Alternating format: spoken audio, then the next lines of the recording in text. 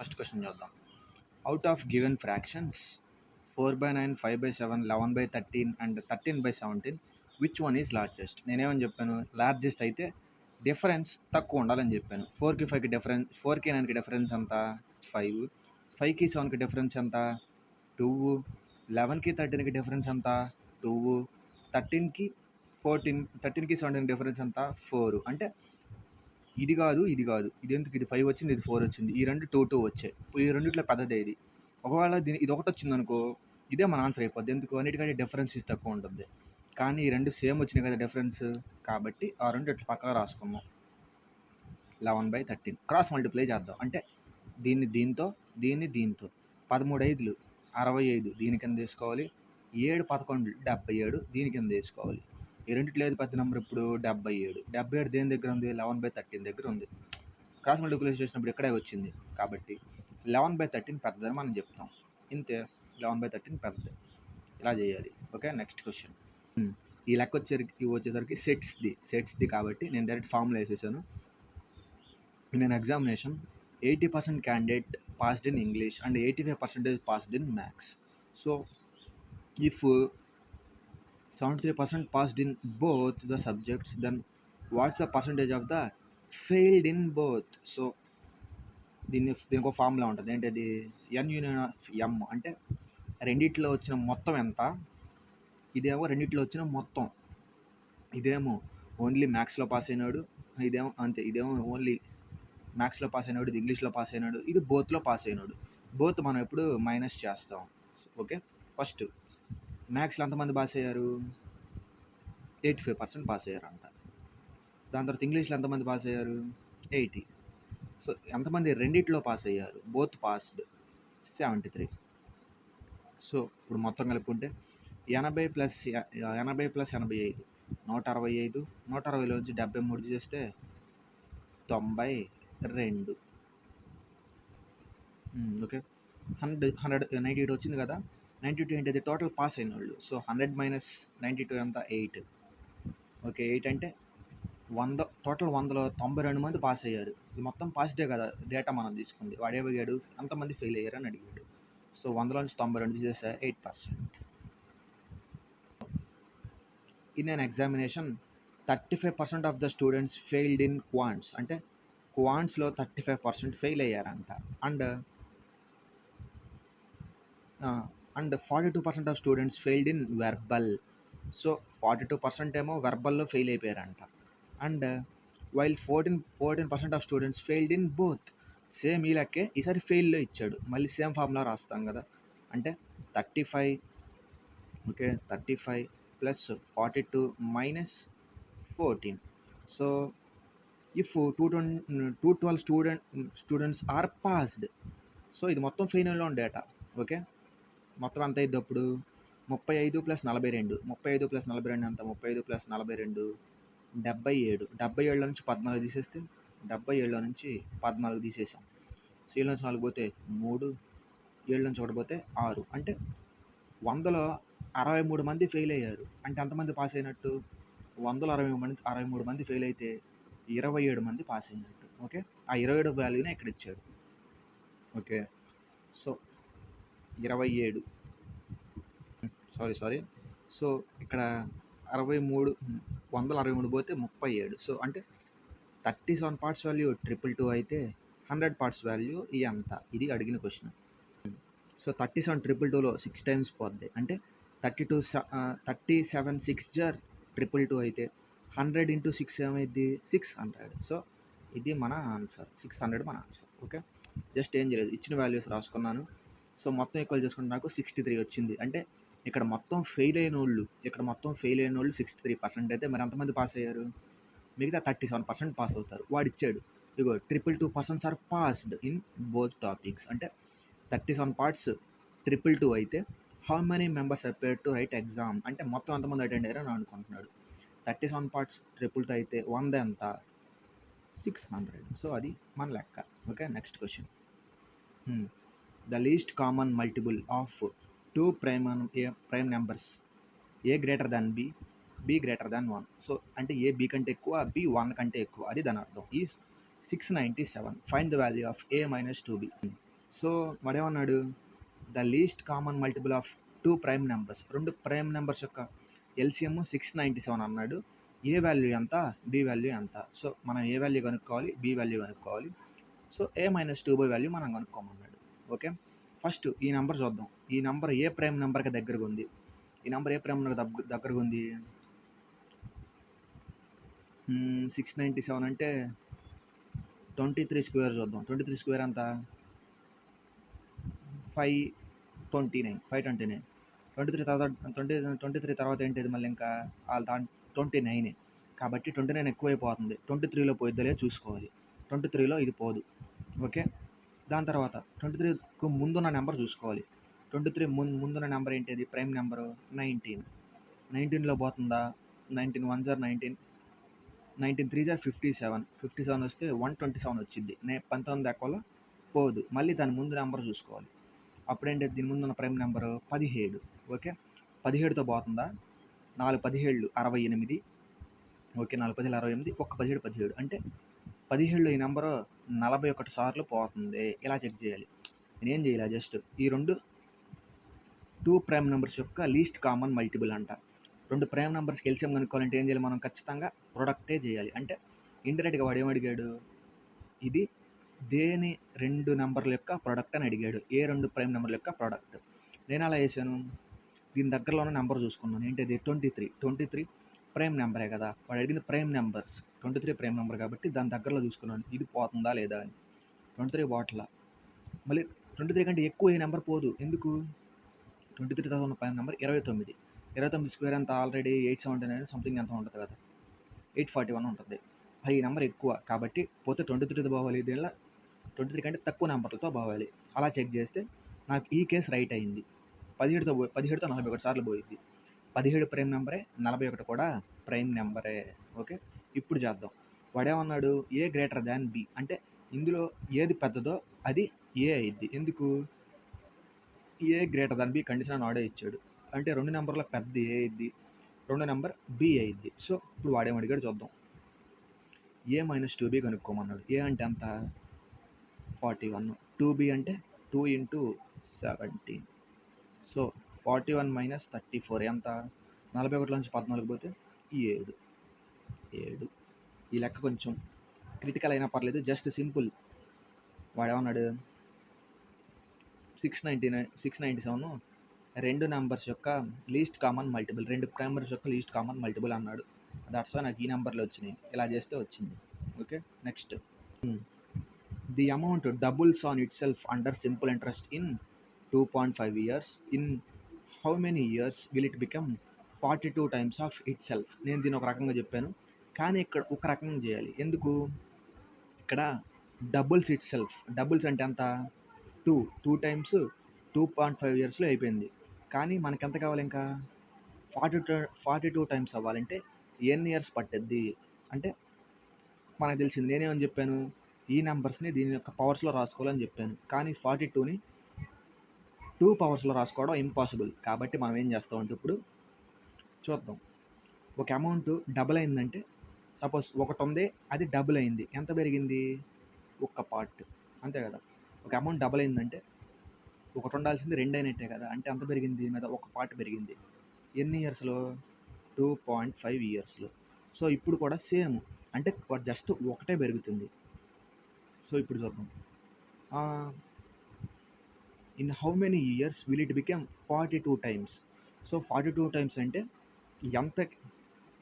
ఏ నెంబర్కి ఒకటి పెరిగితే 42 వచ్చింది? సింపుల్, 41. 41కి ఒకటి పెరిగితే 42 వచ్చింది. ఎందుకు? ఇక్కడ ఒకటే పెరుగుతుంది, ఒకటి ఇక్కడ 2 అయింది. అంటే ఇక్కడ 41 42 అయింది. ఓకే, ఎన్ని ఇయర్స్ కంటే జస్ట్ ఈ 2 క్రాస్ మల్టిప్లికేషన్ చేసుకోవడమే, అంతే కదా. లేదా క్రాస్ ఒక్క పార్ట్ 2.5 ఇయర్స్ అయితే 41 పార్ట్స్ ఎంత? ఈ 2 క్రాస్ మల్టిప్లై చేసుకుంటే వచ్చేస్తుంది. చేద్దాం. 41 × 25. 25 1 జార్ 25. 25 4s 100. 100 + 2 102. ఒక 2.5 ఉంది కాబట్టి ఒక పాయింట్ ముందు పెట్టుకుందాం. 102.5. ఇది మన ఆన్సర్. జస్ట్ ఏం చేయలేదు, డబుల్స్ అన్నాడు కాబట్టి. డబుల్ అంటే ఏంటిది? ఒకటే 2 అవ్వాలి. అంటే ఎంత లాభం వచ్చింది? ఒక దాని మీద జస్ట్ ఒకటే లాభం వచ్చింది. ఓకే, అప్పుడు వాడు ఇచ్చేసాడు. ఆ 1 పార్ట్ 2.5 ఇయర్స్‌కి ఈక్వల్ అయితే 42 అవ్వడానికి 42 టైమ్స్ అవ్వడానికి ఎంత టైం పడుతుంది? ఇక్కడ ఎంత రావాలి? ఖచ్చితంగా ఒకటే రావాలి.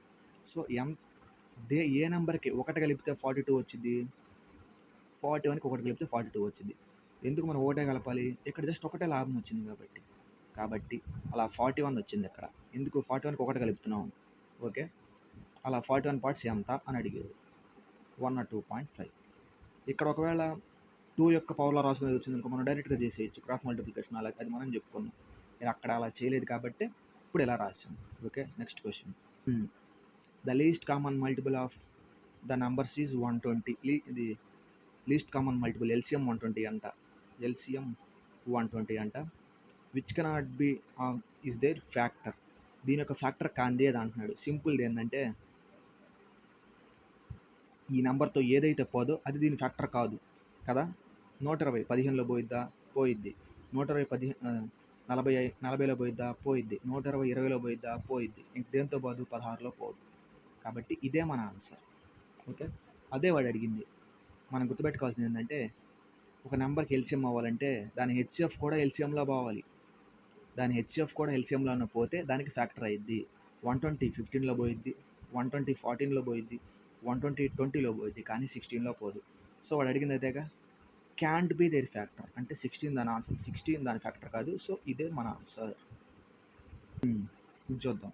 Water flows out through a circular pipe whose internal diameter is 2 centimeters at the rate of 5 meters per second into a cylindrical tank, the radius of whose base is 100 centimeters. By how much will level of the water rise in 15 minutes? నాకు ఇది మొత్తం తెలియదు, జస్ట్ ఈ ఒక్కలైనా important.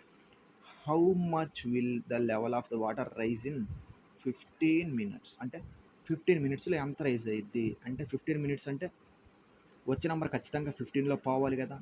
15 minutesలో ఎంత rise అయిందంటే ఆ నెంబర్ ఖచ్చితంగా 15 మల్టిపుల్ అయి ఉండాలి. అది నేను అక్కడ గుర్తుపెట్టుకుంది. ఎందుకు 15 minutesలో వచ్చేది ఖచ్చితంగా 15తో పోయేది. కాబట్టి చెక్ చేద్దాం. 15 44లో పోయిద్దా? పోదు. 15 30లో పోయిద్దా? సారీ 38. సో 15 38లో పోయిద్దా? పోదు. 15 50లో పోయిద్దా? పోదు. ఇంకా ఏది మిగిలిపోయింది? 45. 15 45లో పోయిద్ది కాబట్టి 45 మన ఆన్సర్ అయిపోయింది. ఇలా చెక్ చేసుకోవాలి. లాస్ట్ లైన్ నాకు ఇది లెక్క మొత్తం తెలియదు, కానీ లాస్ట్ లైన్ ఇచ్చిన క్లూ ద్వారా నేను చేసేసాను. 15 minutesలో పోవాలంటే ఖచ్చితంగా 15 మల్టిపుల్ అయ్యే ఉండాలి. 15 minutesకి ఎంత ఫిల్ అయ్యిద్ది అన్నాడు. ఇందాక మనం చెప్పుకున్నాం కదా, ఒక ఇయర్కి 2.5 అయితే 41 yearsకి ఎంత అన్నప్పుడు మనం ఏం చేసాం? వచ్చిన ఆన్సర్ ఖచ్చితంగా 41లో పోయిద్ది. ఎందుకు? మనం దీన్ని మల్టిప్లై చేస్తున్నాం. అంటే 41తో ఇంకో నెంబర్ని మల్టిప్లై చేస్తున్నాం. సేమ్ ఇక్కడ కూడా అంతే. 15 ఇంకో నెంబర్తో మల్టిప్లై చేయాలి. అంటే ఆ నెంబర్ ఖచ్చితంగా 15 మల్టిపుల్ అయి ఉండాలి. కాబట్టి 45 మన ఆన్సర్. ఓకే. Next question. ఇప్పుడు చూద్దాం. Given that 81 power 0.65 equal to X, 81.026 equal to Y, X power Z equal to Y power 7, then the value of Z is close to అని అంత అడిగాడు. సో మనం ఏం చేయాలంటే ఎక్స్ వాల్యూ తీసుకున్నాం. X value ఎంత? 81 పవర్ 0.65 జెడ్, జస్ట్ ఇది X power జెడ్గా రాసుకున్నాను. Okay. Next Y power 7. Y అంత ఇక్కడ 81.0.26 ఇంటూ 7. ఓకే. రెండు బేసులు సేమ్ కాబట్టి పవర్స్ కూడా సేమ్గా రాసుకోవాలి. సో 0.65 జెడ్ ఈక్వల్ టు 26 ఏళ్ళు అంత 7 ఆర్లు 42, 7 రోళ్ళు 14, 1 4 18, 7 0 0 1 1.82 వచ్చింది. ఓకే. ఇప్పుడు ఇటు రెండు సున్నాలు ఇటు రెండు పాయింట్లోనే కామన్గా కొట్టేద్దాం. అంటే 65 జెడ్ ఈక్వల్ టు 182. అంటే జెడ్ ఈక్వల్ టు ఏమైతే ఇప్పుడు 182/65. ఓకే. 65 182లో ఎన్నిసార్లు పోయిద్ది? 65 2s 5 రోళ్ళు 10, 6 రోళ్ళు 12 ఒకటే 13. ఓకే. ఇంకా 3 సార్లు ఇంకా ఎక్కువైపోతుంది. 195 అవుతుంది. అంటే 2 టైమ్స్ పోవాలి. 2 టైమ్స్ ఆప్షన్స్ అన్నీ ఉన్నాయి, ఒకటే ఉంది. అదే మన ఆన్సర్. జస్ట్ నేనేం చేయలేదు, ఇచ్చిన వాల్యూలే రాసుకున్నాను. ఎక్స్ పవర్ జెడ్ ఇది ఎక్స్ వాల్యూ, పవర్ జెడ్ రాశాను. ఇది వై వాల్యూ, పవర్ 7 రాశాను. బేసులు సేమ్ ఉన్నప్పుడు పవర్స్ కూడా సేమ్ ఉండాలి. అది ఇక్కడ లాజిక్. ఓకే, ఇక్కడ ఏమైంది, ఇంకా అవి ఈక్వల్ చేశాను. 0.65, 1.82 ఇటువైపు 2 పాయింట్లు ఉన్నాయి, ఇటువైపు 2 పాయింట్లు ఉన్నాయి. ఈ రెండు క్యాన్సిల్ చేసినా చేయకపోయినా ఒకటే, కాబట్టి నేను క్యాన్సిల్ చేసేసాను. అప్పుడు ఏమైంది, 65 జెడ్ ఈక్వల్ టు 182 వచ్చింది. Z equal to 2 point something వచ్చింది. 2 పాయింట్ సంథింగ్ ఉన్న ఆన్సర్ ఇది ఒకటే, కాబట్టి ఇది మన ఆన్సర్. ఇది చూద్దాం. In a race athlete covers a distance of 324 meters in 108 seconds. In the first step, he covers the second lap of the same length in 54 seconds. What is the average speed of the athlete? ఇక్కడ 324 మీటర్స్తో 108 seconds పరిగెత్తాడంట. Next ల్యాప్లో అదే same డిస్టెన్స్ని 54 సెకండ్స్లో పరిగెత్తాడంట. Average speed formula ఏంటిది, total distance అంటే 324 plus 324. ఎందుకు, ఇక్కడంతే పరిగెత్తాడు, మళ్ళీ ఇది second the same length కాబట్టి 324 రెండుసార్లు పరిగెత్తాడు. ఎన్ని టైం ఎంత, 108 సెకండ్స్ ప్లస్ 54 సెకండ్స్. క్యాన్సిలేషన్ చేసుకుంటే 324 2s ఎంత, 4 4 8, 2 2 4, 3 3 6. ఓకే, 108 54 ఎంత, 4 4 8 12 12 5 1 6. ఓకే, 162 వచ్చింది. 642 648 ఎన్నిసార్లు పోయింది, 2 8 అవ్వాలంటే ఎన్నిసార్లు పోవాలి, 2 8 అవ్వాలంటే ఎన్నిసార్లు పోవాలి, రెండే ఆప్షన్లో ఉంటే యూనిట్ ప్లేస్లో 9 ఉండాలి లేదా 4 ఉండాలి. సో చెక్ చేద్దాం, ఇక్కడ లేదు ఇక్కడే ఉంది. నార్మల్గా చూద్దాం. 14 సార్లు పోతే ఎంత పోయిద్ది అసలు, 162 10లే 1660 అయిపోయింది. అంటే ఇది ఆన్సర్ తప్పు. ఇంకా మిగిలింది ఏంటది, ఇది 4 మన ఆన్సర్. చెక్ చేద్దాం. 162 4, 2 4 8, 6 4 24, 4 1 4 2 6 640 సరిపోయింది. 4 సార్లు పోయింది. సో ఈ 4 మన ఆన్సర్. మనం వేసుకున్న స్టెప్ ఏంటిది, ఇక్కడ total distance by total time equal to average speed. 4 మనకు వచ్చిన answer. Okay, next question. The value of root over 196 plus root over 0.361 minus root over 7.29. So root 196 అంటే అంత 14. ఇది చూద్దాం. ఫస్ట్ మనం ఏం చేయాలి, ఇలాంటి ఇచ్చినప్పుడు ఏం చేయాలంటే ఎన్ని పాయింట్లు ఉన్నాయో చూసుకోవాలి. ఎన్ని పాయింట్లు ఉన్నాయి, 1 2 3 4. రూట్లో 4 పాయింట్స్ ఉంటే దాన్ని మార్చేసుకున్నప్పుడు ఎంత వచ్చింది మనకి, 2 పాయింట్స్లోకి వస్తుంది. 361 దేనికి స్క్వేరు, 19కి స్క్వేర్. ఓకే, ఇక్కడ 4 పాయింట్స్ ఉన్నప్పుడు దీంట్లో ఏమొస్తాయి, ఎన్ని వస్తాయని చెప్పుకున్నాం, 2 పాయింట్స్ వస్తాయి. కాబట్టి 2 పాయింట్స్ ఇలా రాసుకోవాలి. దీన్ని మైనస్, ఇప్పుడు ఇక్కడ ఎన్ని పాయింట్స్ ఉన్నాయి, 2 పాయింట్స్ ఉన్నాయి. ఓకే, దీన్ని కన్వర్ట్ చేసుకున్నప్పుడు అంటే స్క్వేర్ రూట్లో ఉంది, ఇది రూట్లో ఉంది. స్క్వేర్గా మారినప్పుడు ఎన్ని పాయింట్స్ ఉంటాయి, 1 పాయింట్ మాత్రమే ఉంటుంది. ఎందుకు, ఇక్కడ 2 ఉన్నాయిగా, మార్చుకున్నప్పుడు ఒకటే ఉంటుంది. 729 అంటే దేని స్క్వేరు, 23 స్క్వేర్. 1 పాయింట్ ఉండాలి కదా, 1 పాయింట్ పెట్టుకున్నాం. సో ఈ రూపడు యాడ్ చేయాలి. 14 ప్లస్ 0.9 ఏమైంది, 14.19 మైనస్ 2.3 అంట, 2.3. యూనిట్ ప్లేస్లో 9 ఉండాలి. ఎందుకు, ఇక్కడే నెంబర్ లేదు, యూనిట్ ప్లేస్లో 9 ఉండాలి. యూనిట్ ప్లేస్లో 9 ఉన్న ఒక ఆప్షన్ ఇది 11.49. ఓకే, ఇలా చేయాలి. నెక్స్ట్ లెక్క. Find the value of 47 power minus 8 divided by 47 power 3 into 47 power minus 19. ఇది అలా చూసినప్పుడు భయపడకూడదు. ఫార్ములా గుర్తుకు రావాలి. A power m divided by a power n equal to a power m minus n, అదొకటి.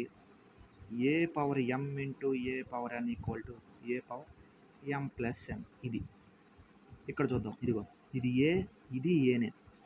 A power m divided by a power n ఏమైంది, a power m minus n అయింది. అంటే 47 power minus of minus 3. Okay, m ఏమో -8, మా మధ్యలో గుర్తే ఉంది, minus పెట్టుకున్నాం. ఎన్ ఎంత ఉంది, 3 ఉంది. ఓకే, ఇది వచ్చింది. అప్పుడు ఎంత వచ్చింది, 47 power minus 11 into 47 power minus 19 ఇక్కడ రాసుకున్నాం. Okay, set. ఓకే. ఇప్పుడు ఏ power m into a power n అదే వచ్చింది కదా! ఏ power m into a power n ఏమొచ్చిద్ది? A power m plus అంటే 47. 2 మైనస్‌లో ఉన్నాయి. అంటే ఈ 2 యాడ్ చేసుకొని ముందు మైనస్ పెట్టుకుంటే అదే మన ఆన్సర్. 2 యాడ్ చేసుకుంటే ఎంత?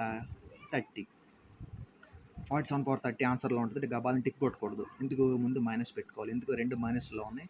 యాడ్ చేసుకుంటే వాటి ముందు కూడా మైనస్‌లోనే వస్తది. సో, 47 పవర్ -3 47 పవర్ -30 మన ఆన్సర్. ఇందులో మనం గుర్తుపెట్టుకోవాల్సిన formula A power m divided by a power n equal to a power mn. ఇలా పవర్స్ వచ్చినప్పుడు మనం గుర్తుపెట్టుకోవాల్సింది ఇదే. ఎందుకు? ఈ 2 సేమ్ పవర్స్, సేమ్ బేస్‌లు. వీటిని బేస్ అంటారు, వీటిని పవర్లు అంటారు. ఇలా బేస్ సేమ్ ఉన్నప్పుడు అరే మనకేమన్నా ఫార్ములా గుర్తున్నాయా? లేవా? అవి మనకు గుర్తు రావాలి. ఇక్కడేమో ఇంటూ డివైడెడ్ బైలో ఉంది కాబట్టి ఈ ఫార్ములా వేసాం. ఇక్కడ ఇంటూలో ఉంది కాబట్టి ఈ ఫార్ములా వేసాం. ఈ 2 ఫస్ట్ చేయాలి. అప్పుడు మనకి 47 పవర్ 11 వచ్చింది. అప్పుడు అది ఇంటూతో ఉంది కదా! ఇంటూతో ఉంది. అప్పుడేం ఫార్ములా వేసాం? ఏ power m into a power n. అప్పుడు మనకి ఆన్సర్ ఎంత వచ్చిందంటే 47 power -30. The cost price of N article is 620. అంటే సిపి వాల్యూ ఎంత అన్నాడు? 620 అన్నాడు. Okay. Its market price is 800. అంటే అంత మార్కెట్ ప్రైస్ ఈజ్ 800 అన్నాడు. If the seller offer 7% discount on the market price. So దీని మీద 7% డిస్కౌంట్ ఇచ్చాడంట. 7% డిస్కౌంట్ పోగా ఎంత మిగిలిద్ది? ఇంకా 100లో 7% డిస్కౌంట్ పోగా ఎంత మిగిలిపోద్ది మనకి? 93 మిగిలిపోద్ది. 93 మిగిలిపోద్ది. ఓకే. దీని మీద డిస్కౌంట్ ఇచ్చాడు. అంటే దీని మీద 7% డిస్కౌంట్ ఇవ్వగా ఎంత మిగిలిపోద్ది? ఇంకా 93% మిగిలిపోద్ది దీంట్లో. అదే ఇక్కడ రాసుకున్నాం. So what will be the profit percentage? Profit percentage అంటే దేనికి కావాలి మనకి? సిపికి ఎంపీకి రేషియో కనిపెడితే ప్రాఫిట్ తెలిసిపోద్ది మనకి. చూద్దాం. జస్ట్ సింపుల్ 1 లైన్ ఆన్సర్స్ ఇవన్నీ. చెక్. ఇది కొట్టేసాం. సో 620 వచ్చింది. 620 93 ఎనిమిదిలు 93 8 3 24 ఇదంతా 8 9 72 74. ఓకే. 744 వచ్చాయి. ఇంకా ఎక్కం పోయిద్ది, 4 ఎక్కం పోయిద్ది. 4 4 4 15లు 4 15లు 60, 4 5లు 20 సెట్. 4 ఎక్కం. 4 18లు 72. ఇప్పుడు ఎంత మిగిలిద్ది? ఇంక 2 మిగిలిద్ది. 4 6లు 24. ఓకే. ఇంత వచ్చింది మనకు ఆన్సర్. ఇంకా ఎక్కువ పోయిద్దా? తెలియదు. సో కొట్టేద్దాం. ఇంకా 155 180కి ఎంత ఎక్కువ? 1 3 31 ఎక్కువ. ఓకే. 31 ఎక్కువ. ఎంత మీద? 155 మీద ఇంటూ 100. క్యాల్కులేట్ చేద్దాం. బేసిక్గా ఒకటే 5 అవ్వాలంటే 31కి 155కి ఫస్ట్ మనం చేసిన రిలేషన్ ఏంటంటే దీనికి రిలేషన్ ఏముందో చూడాలి. 1 5 అవ్వాలంటే దేంతో మల్టిప్లై అవ్వాలి? 5తో మల్టిప్లై అవ్వాలి. ట్రై చేద్దాం. ఒకవేళ పోతే పోవచ్చు. 31 5లు 1 5 5 3 5లు 15 పోయింది. సో 31 ఎన్నిసార్లు పోయిద్ది? 5 సార్లు పోయిద్ది. 5 20 100లో 20 సార్లు పోయిద్ది. సో ఇదే మన ఆన్సర్. ఇంకా సింపుల్ స్టెప్. ఏం చేయాలి? వాడు కాస్ట్ ప్రైస్ ఇచ్చాడు 620 వేసుకున్నాను. మార్కెట్ ప్రైస్ ఇచ్చాడు 800 వేసుకున్నాను. వాడేమన్నాడు? 7% డిస్కౌంట్ అని మార్కెట్ ప్రైస్ అన్నాడు. సో 100లో 7% డిస్కౌంట్ ఇచ్చామనుకో ఎంత మిగిలింది మనకి? 93% మిగిలిపోద్ది. సో వాడు దేని మీద డిస్కౌంట్ ఇచ్చాడు? అది 800 మీద ఇచ్చాడు. 800 మీద 7% డిస్కౌంట్ ఇచ్చినప్పుడు ఇంకెంత మిగిలిపోద్ది? 93% మిగిలిపోద్ది. సో అదే ఇక్కడ వేసాను. సో ఇప్పుడు ఏం చేసాను? క్యాన్సిలేషన్ చేసుకున్నాం. 155 186 వచ్చింది. సో డిఫరెన్స్ ఎంత? 31. మనకు తెలిసింది డిస్కౌంట్ ఫార్ములా ఏంటది? Difference by cost price into 100. Okay. లేదా వాడు అడిగింది ప్రాఫిట్ కదా, profit by CP into 100. So ఎంత పర్సెంటేజ్ వచ్చింది? 20%. సో ఇలా చేయాలి లెక్క. నెక్స్ట్ క్వశ్చన్ ఇప్పుడు చూద్దాం. ఏ ట్రేడర్ బాట్ 46 ప్లేట్స్ ఫర్ 46 రూపీస్. అంటే 46 ప్లేట్లని 46 రూపాయలకి కొన్నాడంట. అంటే ఒక్కొక్క ప్లేట్ అంత రూపాయి కొన్నాడు. During transmission 23 plates are broken. 23 plates are broken. He sold remaining at 3.20. Each find the trader's profit అని అడుగుతున్నాడు. ఓకే. అంటే ఒకడు ఉన్నాడంట, తను 46 ప్లేట్స్ కొన్నాడంట. తను 46 ప్లేట్స్ కొనుక్కొస్తూ ఉన్నాడు. సో డ్యూరింగ్ ట్రాన్స్మిషన్ అంటే ఇలా రవాణా చేస్తుండగా 23 ప్లేట్లు పగిలిపోయాయి.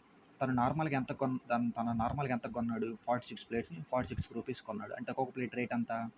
రూపాయి. ఓకే. అది గుర్తుపెట్టుకోవాలి. సో అలా పగిలిపోగా ఒక్కొక్క ప్లేట్‌ని ఎంతకు అమ్ముతున్నాడు? 3.2కి అమ్ముతున్నాడు. సో, రూపాయిని 3.2కి అమ్ముతున్నాడంటే ఎంత లాభం? జస్ట్ 3.2 నుంచి ఒకటి తీసేస్తాం. ఎంత? 2.2. ఒకటంటే ఇక్కడ 1.0 అలా రాసుకోవాలి. అంటే ఇప్పుడు దానికి ఎంత లాభం? ఒక్కొక్క వస్తువు మీద 2.2 లాభం. ఓకే. 2.2 లాభం. 2.2 లాభం. సో, ఎన్నున్నాయి వస్తువులు మొత్తం? 46లో 23 వస్తువులు పగిలిపోయినాయి అంట. అప్పుడు 23 వస్తువులు పగిలిపోతే ఎంత? ఎంత ఉంటాయి ఇంకా? 23 ఉంటాయి. ఓకే. కానీ మనకు నష్టం వచ్చింది కదా! ఎంత నష్టం వచ్చింది? 46లో 23 ప్లేట్లు పగిలిపోయినాయి. ఒక్కొక్క ప్లేట్ రేట్ ఎంత? 23. ఇది మనం చేసిన లెక్క. సింపుల్, నేనేం చేయలేదు. ఒక్కొక్క ప్లేట్‌ని ఫస్ట్ తను 46 ప్లేట్లని రూ. 46కి కొన్నాడు. అంటే అంత రేటు ఒక్కొక్క ప్లేట్ రూపాయి అని అర్థం. ఓకే. దాని తర్వాత ఇలా ట్రాన్స్మిషన్ చేస్తున్నప్పుడు 23 ప్లేట్లు పగిలిపోయాయి. 23 ప్లేట్లు పగిలిపోతే ఎన్ని ఉంటాయి ఇంకా? 23 ఉంటాయి. 23 ఉంటాయి. సో, వాడేం చేశాడు? He sold the remaining plates at 3.20. So, అలా పగిలిపోయినాయి. అలా పగిలిపోగా మిగిలినవి ఉన్నాయి. అంటే సో, ముందు రూపాయికి అమ్మేవాడు. ఇప్పుడు 3.2కి అమ్ముతున్నాడు. ఇంకెన్ని ఉన్నాయంటే సో, ఎంత పెంచాడు?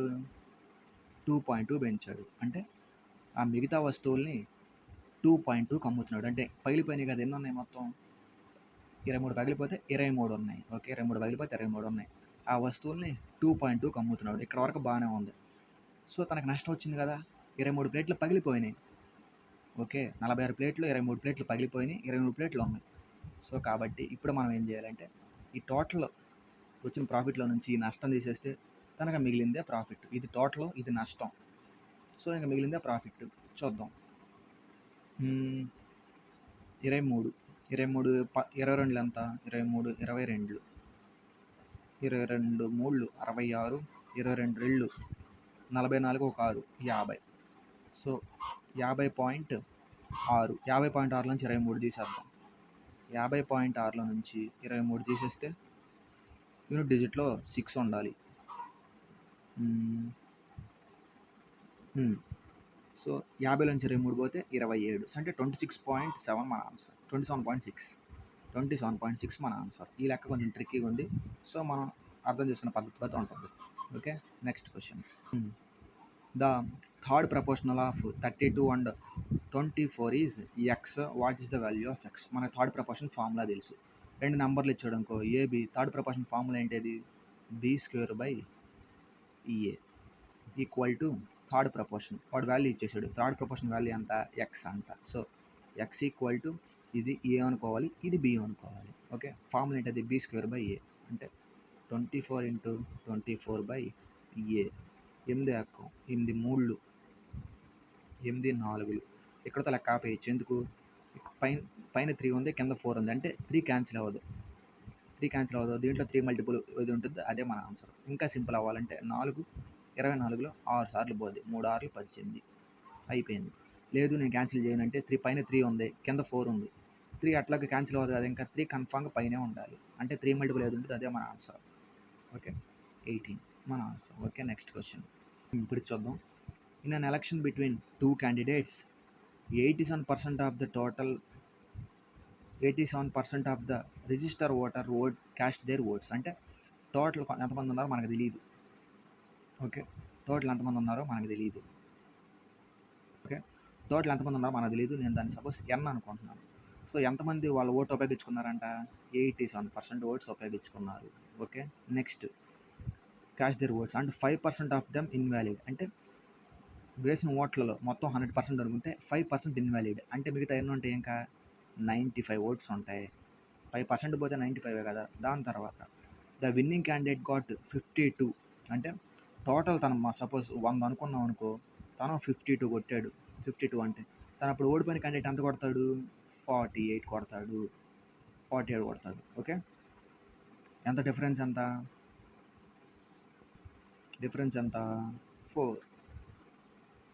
4%. Okay. The valid votes won the election by 1653. అంటే వాడేం అడిగాడు ఇప్పుడు? విన్నింగ్ క్యాండిడేట్స్ ఎంత? 52% ఆఫ్ ఓట్స్తో ఎంత ఎలక్షన్స్తో గెలిచాడు? 1653 ఓట్స్తో గెలిచాడు. దాన్ని ఎలా రాసుకోవాలంటే విన్నింగ్ క్యాండిడేట్ 52 కొట్టాడు. అప్పుడు లాసింగ్ క్యాండిడేట్ ఎంత కొడతాడు?